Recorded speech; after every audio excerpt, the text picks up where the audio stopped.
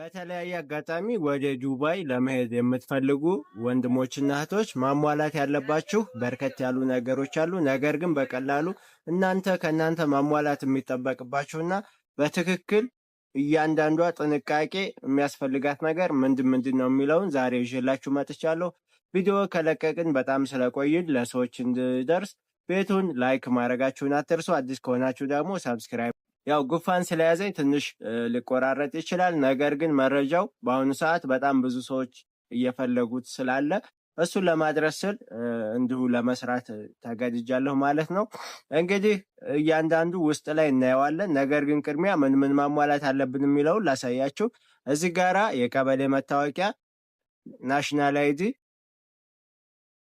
እና እዚች ጋር ደግሞ እችኛዋ ፓስፖርት ናት። ከዛ የልደት ካርድ እና ሲኦሲ አለ። እሱንም አሳያቸዋለሁ። ከዚህ ጀምሮ እስከ ፖሊስ ክሊራንስ ድረስ እኔ የሄድኩበት ስቴፕ ስለሆነ እስከዛ ድረስ እነግራችኋለሁ። ከዛ በላይ ያለውን ደግሞ በቃል ደረጃ ምን ሊደረግ እንደሚችል ያለኝ መረጃ አደርሳችሁና እናንተ ደግሞ በደንብ እንትን ማለት ትችላላችሁ ማለት ነው። በመጀመሪያ ደረጃ እዚህ ጋራ የቀበሌ መታወቂያ ላይ ጥንቃቄ ማድረግ ያለባችሁ በመጀመሪያ የቀበሌ መታወቂያ ላይ ነው ማለት ነው። እሱ ላይ ምንድነው ጥንቃቄ ማድረግ ያለባችሁ? የመጀመሪያው ስም ስታጽፉ የስም ስህተት እንዳይኖር፣ የፊደል ስህተት እንዳይኖር በደንብ መጠንቀቅ አለባችሁ ማለት ነው። ሁለተኛ እንደገና ስርዝ ድልዝ ሊኖረው አይገባም። ምክንያቱም የቀበሌ መታወቂያችሁን ይዛችሁ ነው ፓስፖርት ልታወጡ የምትሄዱት እና እዛ ላይ ደግሞ ትንሽ መጉላላት እንዳይፈጠር ጥርት ያለ ጽሑፍ እንዲሁም ደግሞ ምንም የፊደል ግድፈት የሌለበት ሊሆን ይገባል። ሁለተኛው እዛው የቀበሌ መታወቂያ ላይ የዓመተ ምህረት እንግዲህ ዓመተ ምህረታችሁን በትክክል አስልታችሁ ማሰራትም ያለባችሁ ቀበሌ ላይ ነው። ምክንያቱም ያቺ መታወቂያ እስከ መጨረሻ ድረስ የምትሄድ ስለሆነች ማለት ነው። ስለዚህ ዓመተ ምህረታችሁ ላይ ምንም አይነት ስህተት ሊኖር አይገባም። ከዚህ በኋላ ይህንን የቀበሌ መታወቂያ ካወጣችሁ በኋላ ምንድነው የምታደርጉት? አሁን ላይ በርከት ያሉ ቦታዎች ላይ እየተሰጠ ነው ያለው ናሽናል አይዲ መያዝ ይጠበቅባችኋል ማለት ነው። አሁን ላይ በተለያዩ ቦታዎች እየተሰጠ ይገኛል።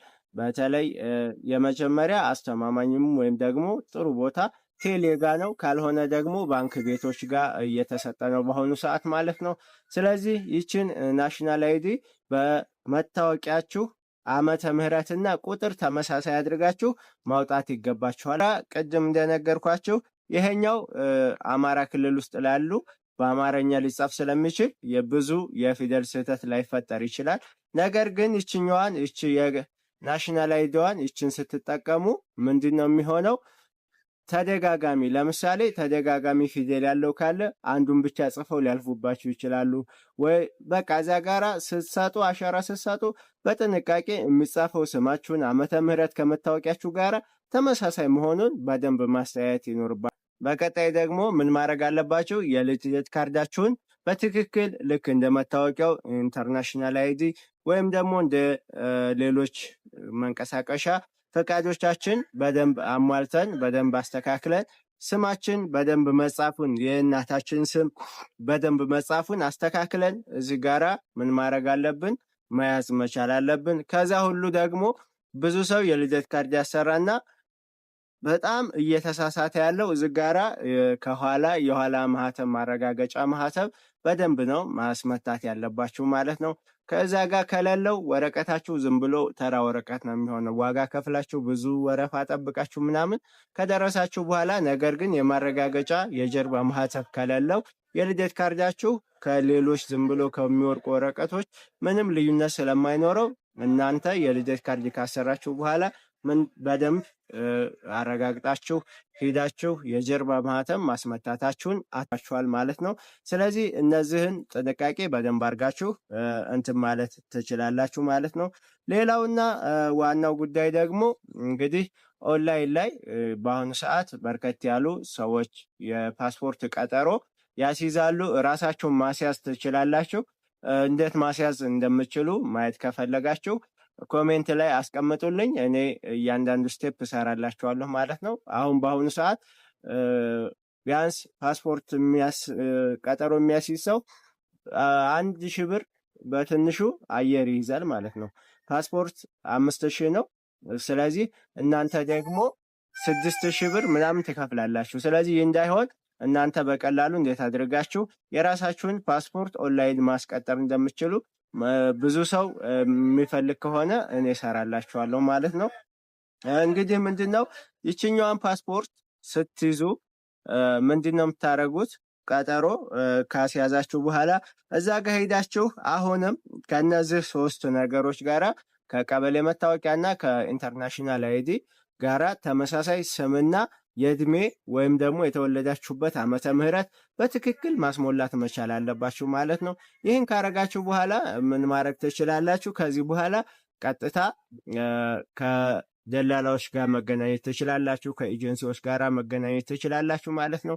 ይህን እያረጋችሁ ጎን በጎን ደግሞ ሲኦሲ መውሰድ ይኖርባችኋል ማለት ነው። የትኛውም ሀገር ብትሄዱ ዱባይም፣ ሳዑዲም ወይም ደግሞ ሌሎች አረብ ሀገራቶች የምትንቀሳቀሱም ቢሆን ሲኦሲ ብትይዙ የተመረጠ ነው ማለት ነው። ስለዚህ እናንተ ሲኦሲ የሚሰጥበት ቦታ ላይ ሄዳችሁ ቢያንስ የተወሰኑ ወራቶች ብትማሩ ነው። ስለዚህ እሱን በትክክል ትምህርቱን ወስዳችሁ የሲኦሲ ወረቀት ብትይዙ በጣም የሚመከር ነው። ለምሳሌ እዚህ ጋራ ይሄኛው ሲኦሲ ያለ ማለት ነው፣ እዚች ጋራ እንደምትመለከቱት። ስለዚህ ምን ልላችሁ ነው፣ እናንተም በቀላሉ ትምህርታችሁን ተምራችሁ ሲኦሲ በደንብ መያዝ ይኖርባችኋል። ሲኦሲ ከያዛችሁ በኋላ ምን ማድረግ ትችላላችሁ? መንገዳችሁ በአስተማማኝ ሁኔታ ማለት መንገዳችሁን በደንብ ማስተካከል ትችላላችሁ ማለት ነው። ከዚህ በኋላ ይህን ካረጋችሁ በኋላ ከእናንተ የሚጠበቀው ምንድን ነው? እነዚህን ሙሉ ፕሮሰሶች ካለፋችሁ በኋላ ከእናንተ የሚጠበቀው አሁን ሰዎች ወደሚቸገሩ በአሁኑ ሰዓት በጣም ብዙ ሰው እየተቸገረበት ያለ ጉዳይ የፖሊስ ክሊራንስ ነው። እሱ እንዴት ነው ማድረግ የሚቻለው? ከአሁን በፊት ብዙዎቻችን የምናውቀው ነገር አለ። አዲስ አበባ ላይ ይሰጥ ነበረ። አሁን ግን እሱ መንግስት ምን አረገ? በቀላሉ እያንዳንዱ ሰው በየአካባቢው ሆኖ በወረዳው ወይ ካልሆነ ቀበሌ ላይ በአሁኑ ሰዓት በየወረዳው ነው እየተሰጠ ያለው። ስለዚህ ወረዳችሁ ላይ የሚሰጥበት የፖሊስ ክሊራንስ ወረቀት አይደለም፣ ወረቀት ቀርቷል። ስለዚህ ምንድን ነው የምታደርጉት? ኢልሚስ ላይ ወይ ደግሞ የውጭ ጉዳይ ስራና ክህሎት እንትን ላይ ትመዘገባላችሁ። እዛ ጋራ ሙሉ አሻራ መስጠት መቻል አለባችሁ። ኦንላይን የሚባል ምንም አይነት የፖሊስ ክሊራንስ የለም። እዚህ ጋራ በጣም ብዙ ሰው እየተበሉ ያሉ ሰዎች ስላሉ ማለት ነው። ምንም አይነት ኦንላይን የፖሊስ ክሊራንስ አይሰጥም። የሚሰጠው በአካል ሂዳችሁ አሻራ ሰጥታችሁ እዛ ጋራ የምከፍሉትን ትከፍላላችሁ ማለት ሄዳችሁ አሻራ ትሰጣላችሁ። አዲስ ቁጥር አስመዝግባችሁ ትመጣላችሁ። ከተወሰነ ጊዜ በኋላ ወይ ሜሴጅ ይደርሳችኋል። ካልሆነ ደግሞ እዛው ቦታ ተመልሳችሁ ሄዳችሁ አውጥተው እንዲሰጧችሁ ማድረግ ትችላላችሁ። አውጥተው ከሰጧችሁ በኋላ ያንን ለደላላችሁ ታደርሳላችሁ ማለት ነው። ስለዚህ ከዚህ በኋላ እኔ አሁን ያለሁት እዚህ ስቴፕ ላይ ነው። የፖሊስ ክሊራንስ ውጤት ወይ ደግሞ ቁጥር ይዣለሁ፣ የፖሊስ ክሊራንስ ቁጥር ይዣለሁ።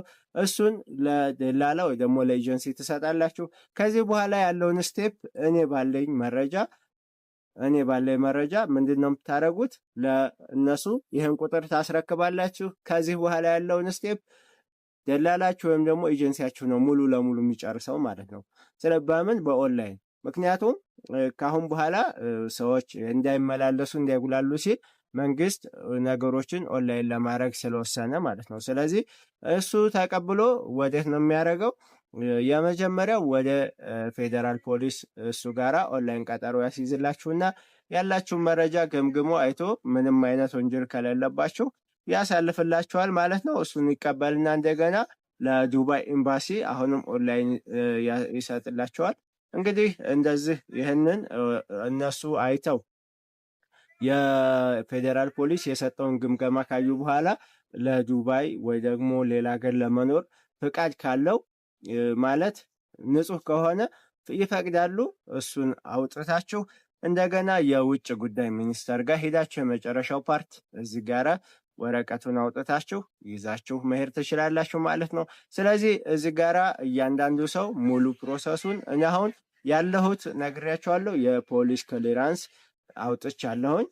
እሱ ጋራ ወይም ደግሞ የፖሊስ አሻራ ሰጥቻለሁኝ። ከዚህ በኋላ ያለውን ስቴፕ እየሄድኩኝ በሚያጋጥመኝና ምን ማድረግ እንዳለባችሁ እያንዳንዱ ስቴፕ ማሳወቃችሁ ነው የሚሆነው። ስለዚህ እናንተ ደግሞ ቤቱን ሰብስክራይብ እንዲሁም ላይክ ለሰዎች እንዲደርስ ላይክ ማድረጋችሁን አትርሱ። ጥያቄ፣ ሀሳብ፣ አስተያየት ካለ ኮሜንት ላይ ያስቀምጡልኝ። የተሳሳትኩትም ካለ እሱን ማረም ስለምፈልግ አብሶ ይሄ እኔ ከሄድኩት ስቴፕ በላይ ያለውን በቃል ደረጃ ስለሆነ የተነገረኝ እናንተ ደግሞ በአካል ሂዳችሁ እዚህ ይህንን አድርገናል የምትሉ ሰዎች ካላችሁ ለወንድሞችና እህቶች ማሰብና መርዳት ስለሚሆን ኮሜንት ላይ ከዚህ በኋላ እንደምናደርገው የፖሊስ ክሊራንስ ቁጥር ከወሰድን በኋላ ምን ማድረግ አለብን የሚለውን እናንተ ኮሜንት ላይ ያስቀምጡልን።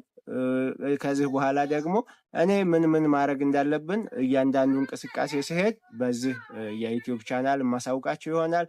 ስለዚህ ለሰዎች እንዲደርስ ለወንድሞችና ለእህቶች እንዲደርስ ቤቱን ላይክ ማድረጋችሁን